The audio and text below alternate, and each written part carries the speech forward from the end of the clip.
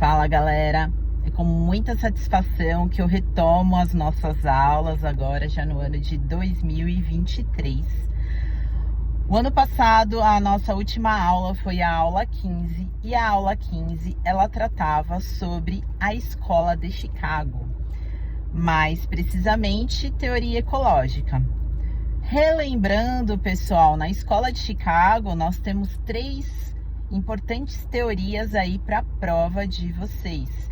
Então, a primeira teoria é a teoria ecológica, que está presente aí na aula 15, e hoje na aula 16 nós vamos falar sobre a teoria das zonas concêntricas ou teoria dos círculos concêntricos.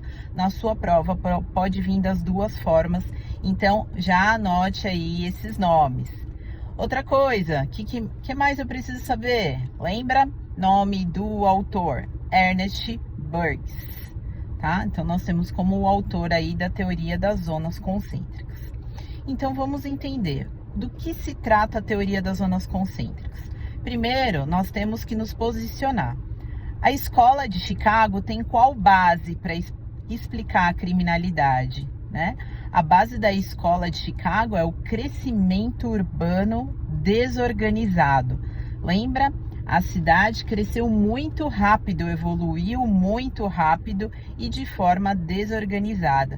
O Ernest Burgess fez um estudo desse crescimento e fez uma análise da chamada geografia criminal, né? Coisa tratada já há muitos anos atrás lá pela Escola Cartográfica de Adolf Quetelet. Ok, pessoal? Então, ele desenhou 5 círculos para representar aí o crescimento de Chicago. Esses círculos eram chamados de zonas. Então, vamos lá. Primeiro ponto que eu quero que vocês anotem, tá? A cidade de Chicago cresceu de forma centrípeta, ou seja, do centro para a periferia. Então, imagina-se o círculo 1 no centro. Então, imagina 5 círculos, um círculo dentro do outro, ok?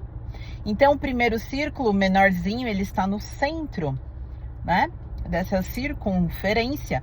E no círculo 1, nós temos a zona 1, ok? E o que eu tinha na zona 1? O centro da cidade e as indústrias, ok? As indústrias, os comércios se situavam no círculo 1, zona central. No círculo 2, nós temos uma zona aí de transição que favoreceu a formação dos guetos. Círculo 2, também chamado de zona 2. A zona 2 eu quero que você destaque aí com uma caneta marca-texto, já já eu vou falar o motivo. No círculo 3, nós temos a zona 3, onde moravam os imigrantes e a classe baixa de Chicago. As pessoas que migraram, lembra? Nós tivemos muitas migrações, isso fez com que a cidade desse um boom, crescimento populacional em 10 anos, né? Triplicou o número de habitantes dessa cidade. Essas pessoas vieram trabalhar em Chicago por conta das indústrias que se instalaram em Chicago. Certo, pessoal? Círculo 4, nós temos a classe média. E o último círculo, o final, o círculo grandão, que é a zona 5, nós temos a classe alta de Chicago, ok? Tá, essa foi a análise de crescimento. Então, a cidade cresceu do centro para a periferia, ok? Olha só, lembra o círculo 2, ou seja, a zona 2 que eu falei para vocês destacarem? Então, entre a zona comercial e a moradia dos imigrantes, que é o 3, nós temos o círculo 2. O círculo 2 favoreceu a formação dos guetos, a formação dos slums. E o que é slum em criminologia? Cortiços, não é isso? Aquelas moradias onde no mesmo quintal moram várias pessoas, tá? O círculo 2 foi identificado pelo estudo empírico pragmático aí, né, da escola de Chicago, que era a zona que tinha alta taxa de criminalidade. Dentre as 5 zonas, o círculo 2 ou a zona 2 era a que possuía grandes taxas ou a mais alta taxa de criminalidade da cidade de Chicago. Claro que Chicago também traz a seguinte explicação, não podemos esquecer, né? Isso eu já falei no conceito da escola de Chicago, que a falta de controle social formal também favoreceu o crescimento da criminalidade em Chicago, certo, pessoal? Olha só, e o que acontece? Se eu faço um estudo sociológico de uma zona, ou seja, de uma área de alta taxa de criminalidade, o que é necessário se fazer para prevenir o delito, né? Fazer atividade de saturação, atividade de prevenção nessa zona afetada, ou seja, a zona 2. Foram realizadas diversas atividades de profilaxia criminal na zona 2 e, por incrível que pareça, ela permaneceu ainda com alta taxa de criminalidade. Não conseguiram reduzir os índices criminais da zona 2. Então, olha só, o que pode cair na sua prova com relação à teoria das zonas concêntricas. Primeiro, lá nas alternativas, né? Vamos falar aí da primeira fase, ok?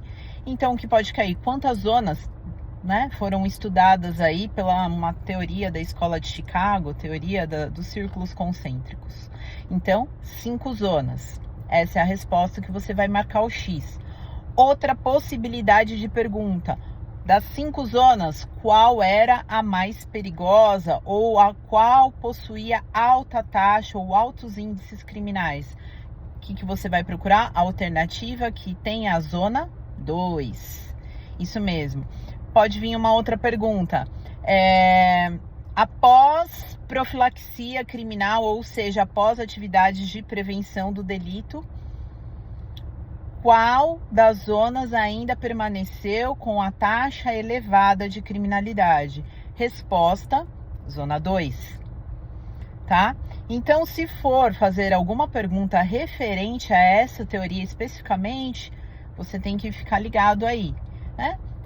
O que é cada zona, como eu disse no começo do vídeo, qual a zona que possuía alta taxa de criminalidade, qual zona ainda permaneceu com alta taxa de criminalidade após atividade de profilaxia criminal. Então, basicamente isso, pessoal, tá? Então, bem tranquilinho aí para vocês. Na próxima aula, nós iremos tratar da teoria espacial, que é a teoria de Oscar Newman.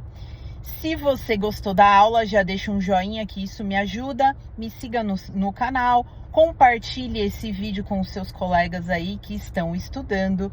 Eu também tenho o meu Instagram para vocês me seguirem, @criminologia. Lá eu tenho material em PDF, apostila completa de criminologia, tá? Na verdade, são 7 apostilas, incluindo todos os editais do Brasil. Então, se você está em outro estado, não tem problema. Eu tenho o curso completo com mnemônicos, palavras-chave. Essa apostila ela é toda ilustrada, ela tem mais desenho mnemônico, né, do que textos, né? Eu não gosto de textos. Eu acho que vocês têm que aprender aí a criminologia de uma outra forma, né? De uma forma que o seu cérebro absorva melhor aí o conteúdo dessa matéria, ok? Também tenho um site com um curso completo de criminologia, é o gabaritandocriminologia.com.br. Então, qualquer dúvida é só me chamar lá no direct do Instagram. É isso aí, pessoal. Até mais!